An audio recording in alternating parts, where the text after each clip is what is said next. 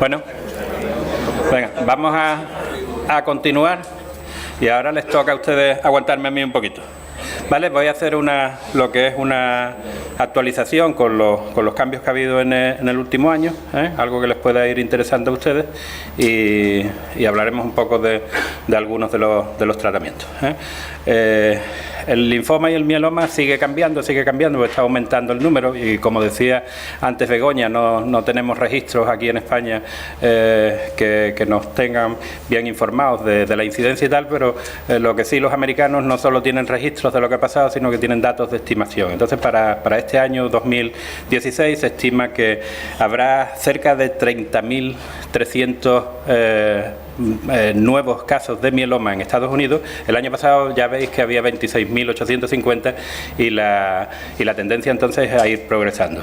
Y 72.580 lo que son de linfomas no Hodgkin, y con eso queda excluido también lo que es el Hodgkin. El Hodgkin permanece más o menos igual, sobre los 10.000 en las estadísticas de los americanos.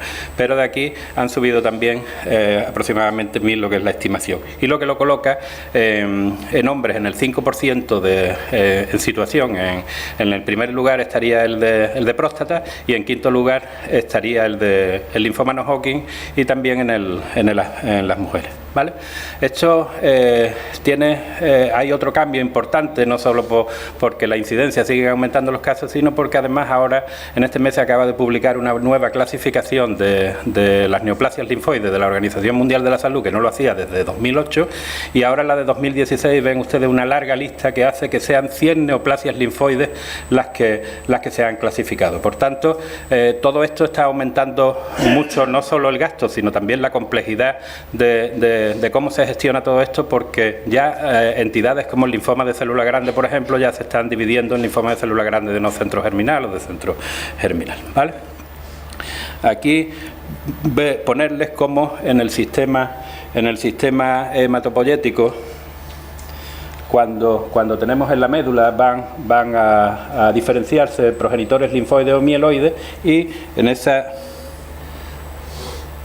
esa diferenciación aparecen los linfocitos B o T, y en esta parte ya de células más maduras es cuando ya aparecen lo que son los linfomas, y una diferenciación mayor a célula plasmática es lo que va a dar lugar al mieloma.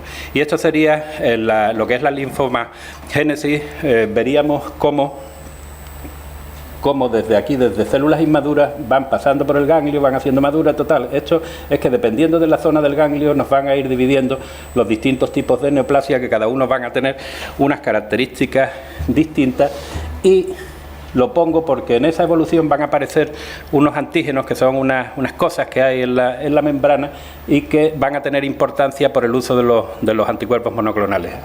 Esos antígenos van apareciendo en la diferenciación, y ya ven ustedes los linfocitos B, aparece el CD19, CD20 y tal, y al llegar aquí a la zona de lo que es la plasmática, nos aparece una cosa que es el CD38, que se expresa muy mucho en la célula plasmática madura y sobre todo en la célula del mieloma múltiple. Ya veremos luego cómo eso va a tener una importancia especial para los nuevos medicamentos que van a salir probablemente aquí al mercado a final de año, principios del año que viene.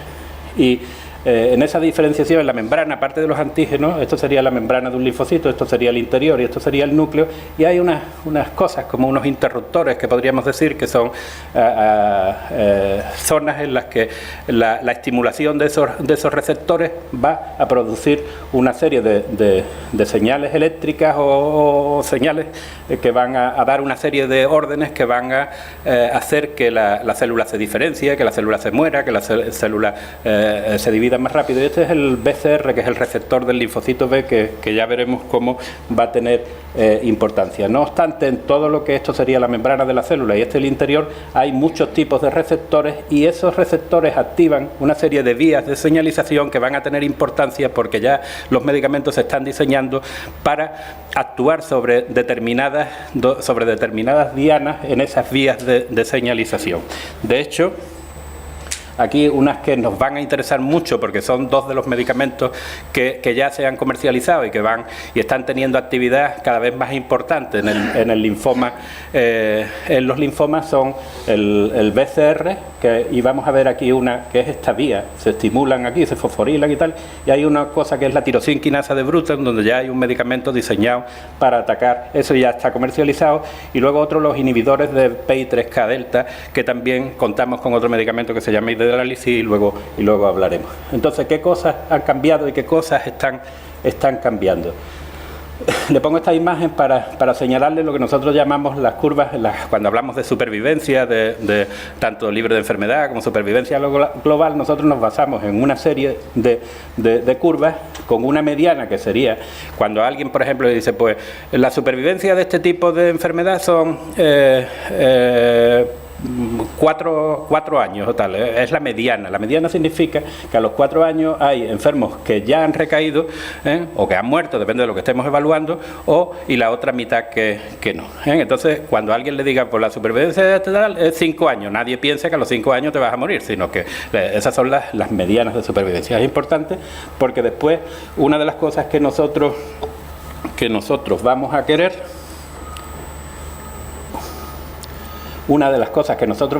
es que las curvas que sean bajas las subamos, porque esto nos mejorará el pronóstico. Lo ideal sería levantar la curva hasta arriba del todo, ¿vale?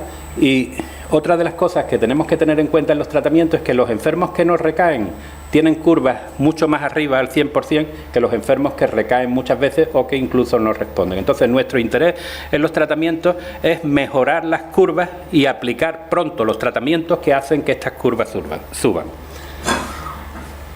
¿Qué ha cambiado desde que hablamos el año pasado hasta hoy en el pronóstico?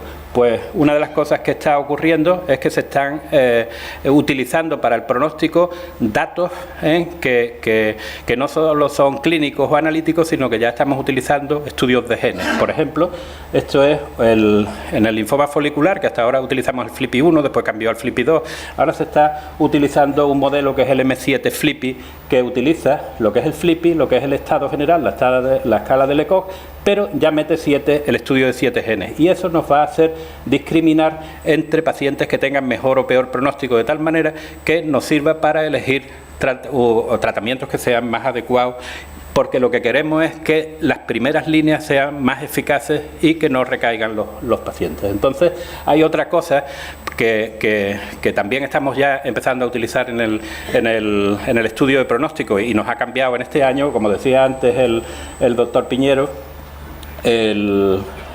es que ya tenemos un PET, y el PET no solo nos está sirviendo para el diagnóstico, sino que también lo vamos a utilizar para el seguimiento y para determinados tipos de decisión de tipo pronóstico y tal. Ahí, por ejemplo, nos va a ser muy útil, y ya lo estamos utilizando, en que los mielomas que parecen que puedan ser asintomáticos o no requerir tratamiento, esto nos va a discriminar realmente mejor la necesidad o no de iniciar un tratamiento más temprano. ¿Veis cómo, por ejemplo, enfermos que aquí todas estas manchas negras es porque tiene lesiones, cuando ya terminamos el tratamiento han desaparecido? Esto es una cosa que, aparte de los criterios analíticos, por ejemplo en el mieloma o en el linfoma, o del TA en el linfoma, para decir si un enfermo está en respuesta completa o no, estamos empezando a aplicar estos criterios, y una cosa importante es que ya lo tenemos desde este año aquí en Cádiz.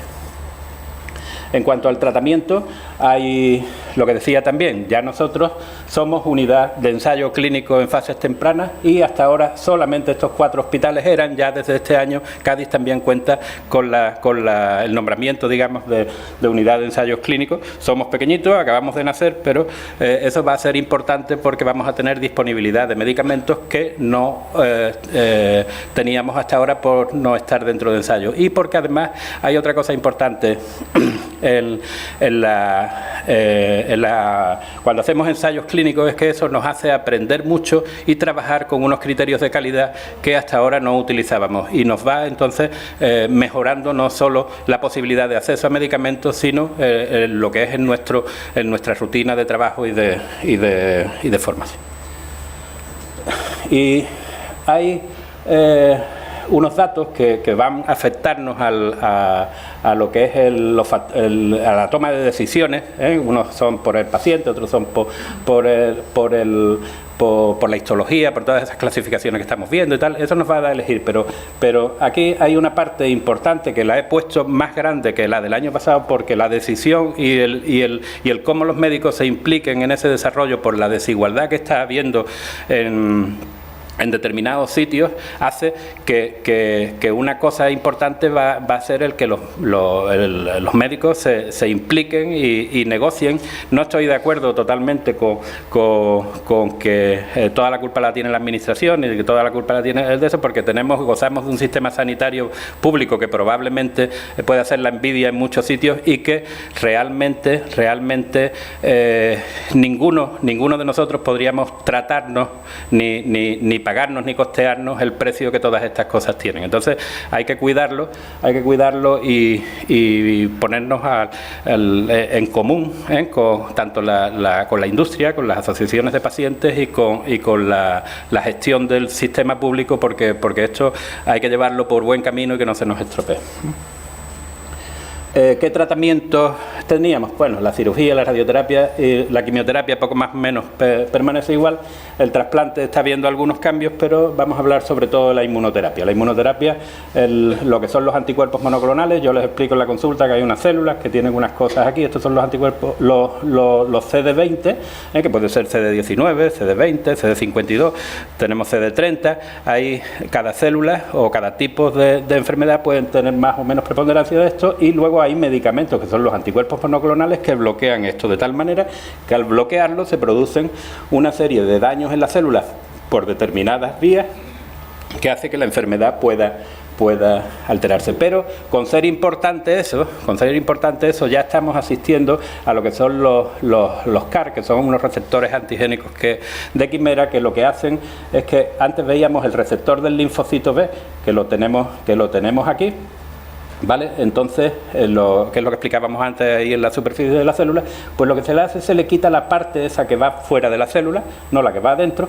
y al del linfocito T lo que se le hace es que se le recorta esta parte de aquí. Se mezclan por ingeniería genética y hacen esto, que es una cosa quimérica, que lo que va a hacer es que podamos unir células T con células B, y es una forma de atacar.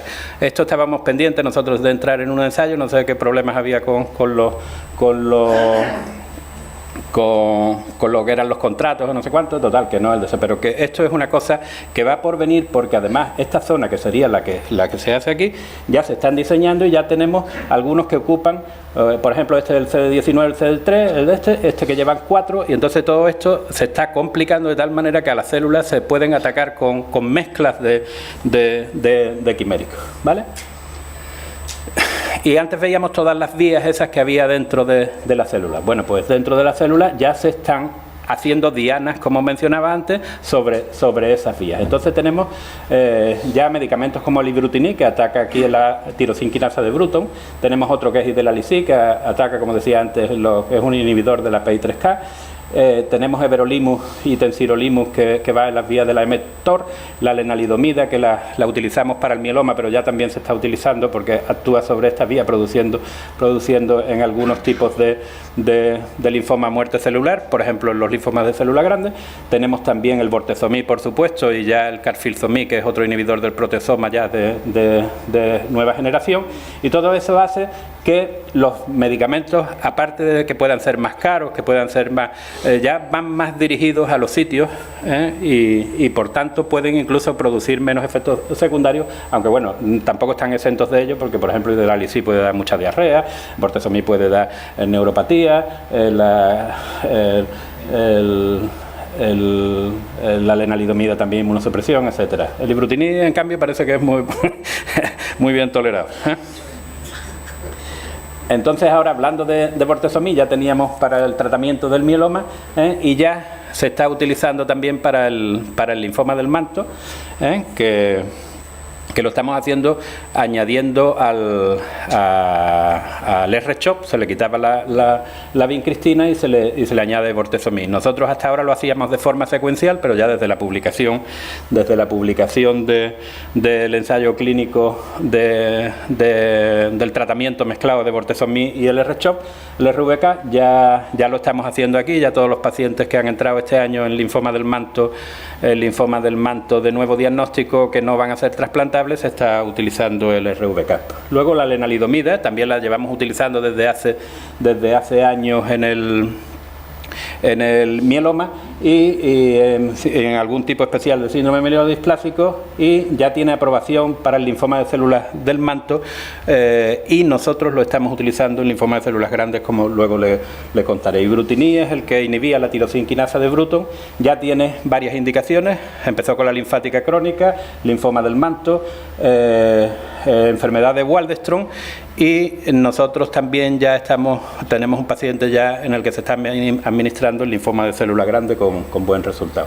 Y Delalisib es otro medicamento que ya he dicho antes, tiene indicaciones para la linfática crónica y para el linfoma folicular que ya haya necesitado 2 líneas de tratamiento previo, ¿vale?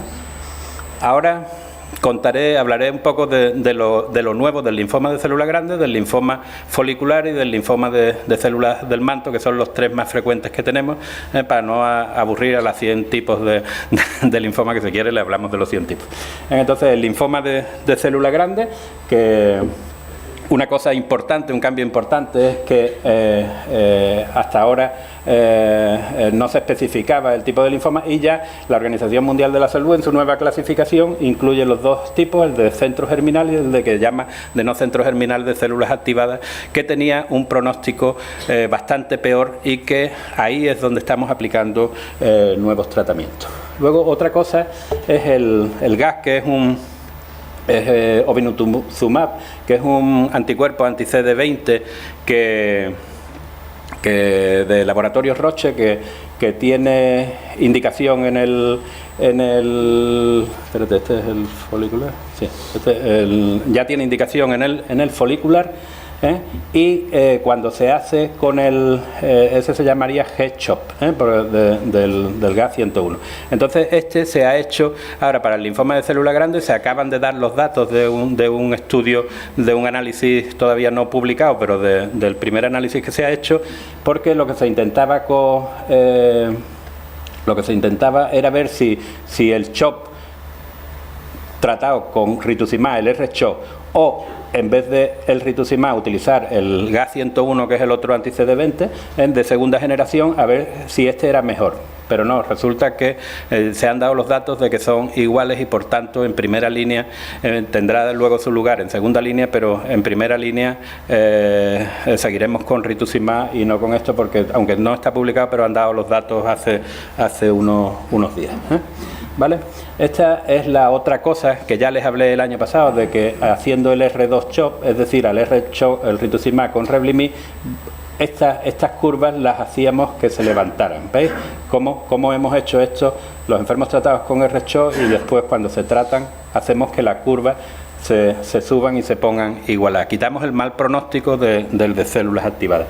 Esto ya lo nombré el año pasado, pero ya hemos metido a varios enfermos por uso compasivo, y todos están en respuesta completa, cosa que no nos estaba ocurriendo antes. Ya hemos analizado los datos y ya lo hemos enviado a un congreso, y estamos en eso, y entonces está justificado ese gasto que hacemos inicialmente, que puede ser 2.000 euros más cada ciclo, está justificado porque los enfermos obtienen respuesta completa y no necesitan entonces posteriormente un tratamiento de rescate, lo cual, por gastarnos 2.000 euros en cada ciclo, nos ahorramos después muchos miles de euros, aparte que, aunque parezca de mal gusto, nunca se habla de los enfermos, pero que aparte que los enfermos se curen, que es lo que nosotros pretendemos, ¿vale? Luego, el otro medicamento que decía es el ibrutinib, que aunque no tiene indicación en el linfoma de célula grande, ya hay datos que los enfermos también, que son de no centro germinal, de células activadas, también tienen respuesta por las vías de activación antes que veíamos en el. Ya estamos utilizando un paciente que estaba refractario y está teniendo respuesta. Y luego, ensayos clínicos activos en linfoma de célula grande. Estamos evaluando pisantrones con rituximab frente a gencitabina con rituximab en el PIS 306, y ahora ya hemos firmado y ya podemos recoger pacientes en el Morfosis. El Morfosis, nosotros a enfermos en recaídas le hacemos rituximab con bendamustina, y ahora en la mitad de los enfermos llevarán rituximab bendamustina, pero ahí la otra rama lo que va a llevar es un anti-CD20, o en vez de un anti-CD20, un anti-CD19, con lo cual cabe esperar que puedan mejorar los resultados, porque con el CD20 ya habían progresado y después de la primera línea de tratamiento. El linfoma folicular, que sería el segundo más frecuente, esto ya lo llevamos haciendo hace tiempo, porque que estamos utilizando R-Venda en vez de R-CHOP, pero lo estamos utilizando únicamente en pacientes que tengan alguna morbilidad. Mientras seguimos haciendo el PRIMA, que es el R-CHOP con un mantenimiento, y vemos cómo los enfermos sometidos a mantenimiento están, y pienso que probablemente algunos de los enfermos puedan estar curados. Aquí vemos los datos del anticuerpo monoclonal del GA101 en el linfoma folicular, en pacientes que son refractarios en EDS. Cuando hablamos de refractario, ahora estamos haciendo una reunión intentando dilucidar, a ver si podemos publicarlo, lo que sea el enfermo refractario, porque hay enfermos que durante el tratamiento o antes de que hayan pasado 6 meses del tratamiento de mantenimiento o del último, recaen. Entonces, probablemente eso esté indicando que puede haber una refractariedad al rituximab, al anti-CD20 utilizado en primera línea, y por tanto, aquí sí tendría utilidad el utilizarlo aquí, y cuando se compara el GA101 con bendamustine, que sería con el otro con bendamustine solo, pues lógicamente aumenta lo que es la eficacia. ¿Vale? Luego el otro, Idelalisib. Idelalisib es un medicamento que es un inhibidor de la PI3K, pero que ha salido fundamentalmente para la linfática crónica, pero también tiene indicación en el linfoma folicular. Ha estado parado porque hubo comunicación de mucha toxicidad, de infecciones graves y tal, pero hace una semana ya el Ministerio ha publicado ya una carta de eso y acepta las nuevas. No ha pasado realmente nada. Parecía que iba a haber una restricción del uso, pero al final vamos a poder utilizarlo en linfomas foliculares, que es lo que nos interesa de lo que estamos hablando, que hayan recibido dos líneas. Esto tiene diarrea, algunas infecciones, pero ya se han comunicado las profilaxis que se deben de hacer, vigilancia de citomegalovirus y tratamiento de profilaxis de neumocistis girovesi, y no creo que haya ningún problema para poderlo utilizar, pues ya se le ha quitado la restricción. ¿Vale? Y esto veis cómo son datos que son interesantes de enfermos que ya han utilizado 2 líneas previas en folicular. Cada vez tenemos menos pacientes de ese tipo, porque parece que los que han sido utilizados con R-CHOP y mantenimiento están alargando mucho las supervivencias libres de progresión. Incluso yo probablemente creo que la supervivencia global, pero bueno, es un arma que la tenemos ahí, y que ya incluso también se está en foliculares en monoterapia, pero que ya en linfomas en linfática crónica se está utilizando junto con rituximab. ¿Vale? Otra cosa interesante y que bueno, aunque no es un cambio en el medicamento, ya hablábamos el año pasado, los enfermos que están con rituximab tardan mucho tiempo y se llevan muchas horas en el hospital de día. Ya nosotros, ya lo comentaba el año pasado, que estábamos haciendo una administración rápida después de firmar un consentimiento informado que lo permitía, y lo que hacíamos era acortar el tiempo a 1 hora y media, 2 horas de infusión. Bueno, pues ya desde hace unos meses estamos utilizando, habíamos nosotros participado en el ensayo clínico que lo comparaba el rituximab subcutáneo con el rituximab intravenoso, pero ya se ha comercializado el subcutáneo y ya lo estamos utilizando para el mantenimiento. Entonces, cuando vienen los enfermos, ya algunos, no sé si habrá aquí algunos, cuando vienen a recibir el rituximab de mantenimiento, se podría utilizar también a partir de la segunda dosis en los tratamientos, pero bueno, para los mantenimientos ya lo estamos utilizando porque es un poquito más caro, pero viene el enfermo, se le pincha en la barriga y a la media hora se ha ido para casa. ¿Vale? Es una cosa que es un adelanto interesante.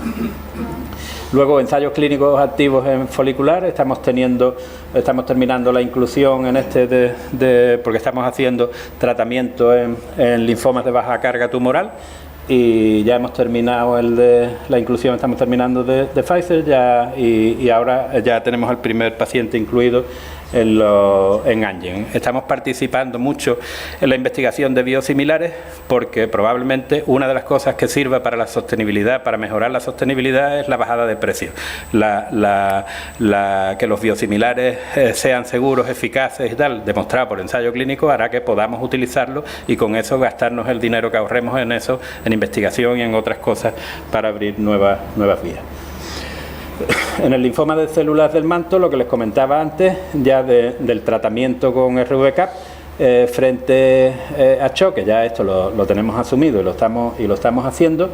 Y también estamos haciendo el mantenimiento de rituximab posteriormente, con lo cual estamos con una buena casuística. Y lo que les decía antes del ibrutinib, que ya tenía aprobación para el linfoma del manto, los enfermos que han recaído, tenemos ya 5 o 6 enfermos que han recaído en linfoma del manto, los tenemos con ibrutinib.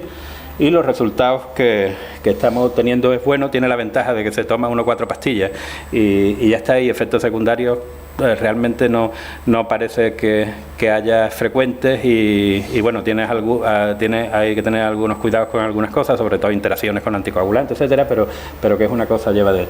Y vemos como una pastilla en un enfermo con un linfoma del manto, que es un linfoma agresivo, y simplemente con 4 pastillas al día, en enfermos en recaída después de trasplante, después de varias líneas de quimioterapia, vemos como a los 2 meses una masa que hay aquí hace así y desaparece. Y cuando la vemos aquí, en la visión lateral, esto es en Cabum, en la garganta, y vemos cómo se limpia totalmente. Esto es una cosa importantísima. Ya ibrutinib se está investigando, me imagino que el doctor Fernández nos contará algo del desarrollo de ibrutinib. Y llegado al mieloma múltiple, decirle que aquí hay varias cosas importantes que están cambiando. Una es el cuándo se hace tratamiento. Hasta ahora decíamos que un enfermo tenía más de 10% de células plasmáticas y considerábamos que tenía un mieloma. Decíamos, ¿necesita o no? Depende de si sea asintomático o no. Se han introducido ya unos nuevos criterios del Grupo Internacional de Mieloma, en el que no solo tenían que tener lo que llamábamos CRAP, que era el calcio alto, el riñón, el hueso y anemia, sino que a enfermos que tengan más de un 60% de células plasmáticas, enfermos que en las cadenas ligeras libres en suero tengan ratios elevados o que tengan algunas lesiones más de una lesión por resonancia. Entonces, a esos pacientes que antes considerábamos asintomáticos, ahora a esos hay que ponerles también tratamiento de inicio, con lo cual y esto nos hace que además vayamos a estar utilizando las técnicas de diagnóstico, como decíamos antes, del PET, las resonancias, y no solo radiografías planas en la serie ósea, ¿vale?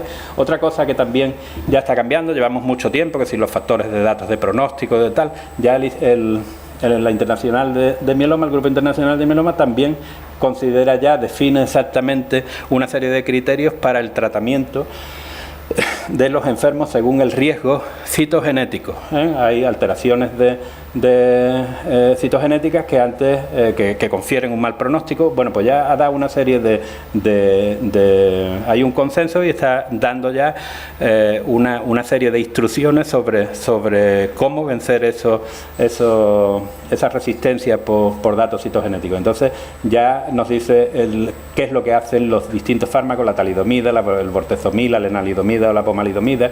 Ya cuando se hacen mezclas de lenalidomida, que es un inmunomodulador, con un inhibidor del proteasoma, total, etcétera, y a qué enfermos debiera de hacérsele doble trasplante, etcétera. Bueno, son cosas que deben ustedes saberlas, porque para que vayan teniendo la idea de que ya cada vez hay más neoplasias, pero cada una de ellas se trata con unos abanicos más grandes y ya es difícil de poder decir que todos los enfermos del mismo servicio van a tratarse igual. Se tiende a una cosa cada vez más individualizada.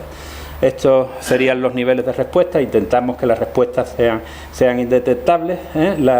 Cuanta menos cantidad de células, mejor, porque hará que las enfermedades no progresen rápidamente, como los que no conseguimos mucha profundidad y estamos utilizando los sistemas que nos ofrece a través de Janssen el estudio CABES que mandamos a Pamplona las muestras para evaluación de enfermedades residuales. ¿Vale? Esto es el PET, que ya lo decía antes, lo había dicho antes, que también ya disponemos de él. Y otra cosa que está ocurriendo, porque todo esto cada vez es más complejo, hasta ahora hacemos el PET con la 18 FDG que capta, y cuando estamos introduciendo otro tipo de isótopos vemos que hay cosas que no se captaban con ese isótopo y con otros sí. Entonces esto es un cambio que viene por venir y que intentaremos que se haga lo más pronto aquí en nuestro hospital porque ven ustedes aquí como aquí en la C y E nada más que se detecta sin embargo en la D y en la E, que es con el otro isótopo, se detecta el mismo que aquí, pero aquí en la E no se detectaba y ya aquí se detecta otra lesión. Entonces, no solo utilizar el PET, sino utilizar distintos isótopos también nos hará mejorar la evaluación de la de eso. Y cuando vemos la historia del mieloma, que empezó hace muchísimos años con la descripción, aquí empezaron los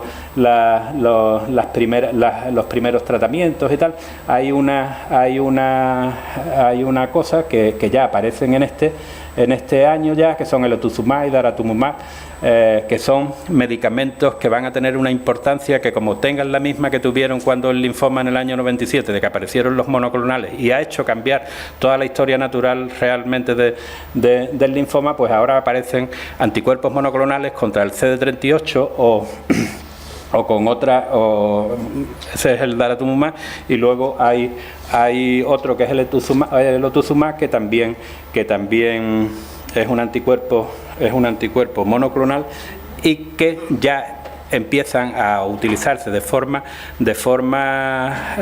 individualizada en monoterapia o ya mezclados con medicamentos. Entonces, todo esto, ahora explicaré lo de los anticuerpos monoclonales.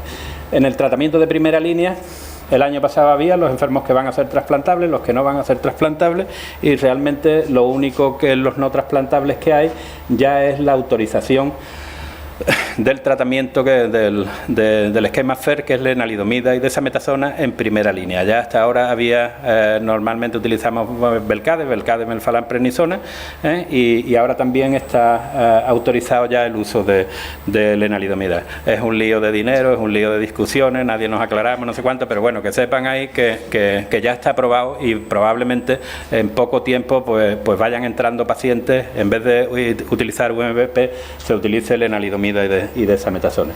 Y la verdad es que para determinados casos probablemente sea mejor. Y este sería el tratamiento con las recaídas que están engorrosos, pero esta sería la lista que presenté el año pasado de todos los medicamentos, y ya estamos empezando a disponer de los inhibidores de proteasoma, ya de carfilzomib, de inmunomoduladores, la pomalidomida, que son los que yo voy aquí, y esta parte que son el otuzumab y daratumumab, que son los anticuerpos monoclonales sobre cosas que había en la superficie de la célula plasmática, ¿vale? Entonces, con la pomalidomida ya vemos que tiene eficacia en enfermos que han recibido antes bortezomib y lenalidomida. Después, con la pomalidomida tenemos ya pacientes tratados que llevan ya más de 16 meses con pomalidomida, aunque las medianas son de 4 o 5 meses. No obstante, nosotros tenemos ya algún paciente que lleva ya tratado más de 15 meses. Es eficaz, es una línea que tenemos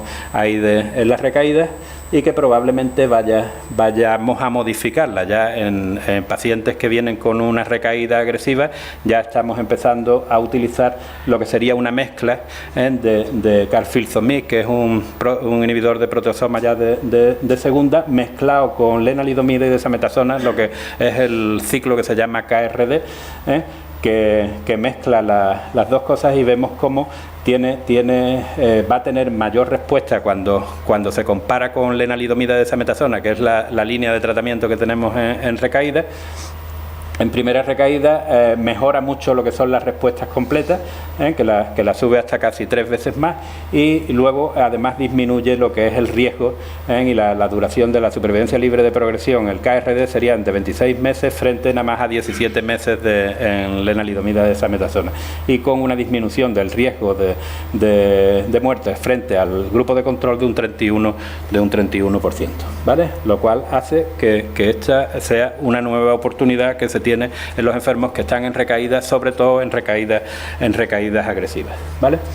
Y llegamos a los anticuerpos monoclonales. El otuzumab, que es un anticuerpo contra esto es una familia de moléculas de señalización que se llama SLAN7, y que ahora veremos cómo actúa, y sale indicado en la ficha técnica. No es solo el otuzumab, sino que hay que administrarlo el otuzumab más lenalidomida y desametasona, y sería en un esquema así: se va administrando lenalidomida de forma continua durante 21 días, igual que el otro con la desametasona, y se van haciendo administraciones del anticuerpo monoclonal. Un anticuerpo monoclonal que sería el SLAN7, que lo tendríamos aquí en las células del mieloma, en la plasmática, y que el otuzumab uniría de esta forma con las células natural killer para hacer la que pueda para destruirla. También otra de las formas es bloquear la adhesión con las células estromales, y bloquea la adhesión y tal, y esa sería la forma como el otuzumab, a través del SLAN7, haría que pudiera atacarse a la célula plasmática, ¿vale? Y luego daratumumab, que sale en monoterapia, y no obstante, todo esto se está haciendo investigaciones para mezclarlo con más cosas, pero ahora sale en monoterapia, y también sería directamente contra el CD38, que, como decía antes, es un antígeno de la superficie de la plasmática, que además se expresa más en las plasmáticas que están enfermas. Este medicamento, veríamos así, actuaría también por formas de citotoxicidad, etcétera, y lo que hace es aumentar la apoptosis, que son lo que es la muerte celular programada. Todo eso lo acelera de tal manera que podamos matar, digamos, a la célula plasmática mielomatosa. Estos serían datos ya de estudios este sería del otuzumab, y este de daratumumab, que ya vemos cómo consiguen respuestas aquí, por ejemplo, el fase 3, cuando se compara con lena y desa, que vemos que las respuestas que tienen superiores a respuestas parciales son del 79%, de muy buenas respuestas parciales del 29%, frente a la lena desa, pero que además tiene supervivencias libres de progresión, que es lo que nos interesa, superiores al esquema convencional de lenalidomida desa. Y aquí vemos ya también cómo daratumumab, ya hay muchos estudios, y vemos cómo ya daratumumab se está mezclando con otros fármacos, al igual que están aquí, aunque todavía la indicación es en monoterapia, pero me imagino que cuando vayan estando todos estos datos de eso, y probablemente por ahí venga el camino de hacer los tratamientos que estamos haciendo ahora mezclados con anticuerpos monoclonales.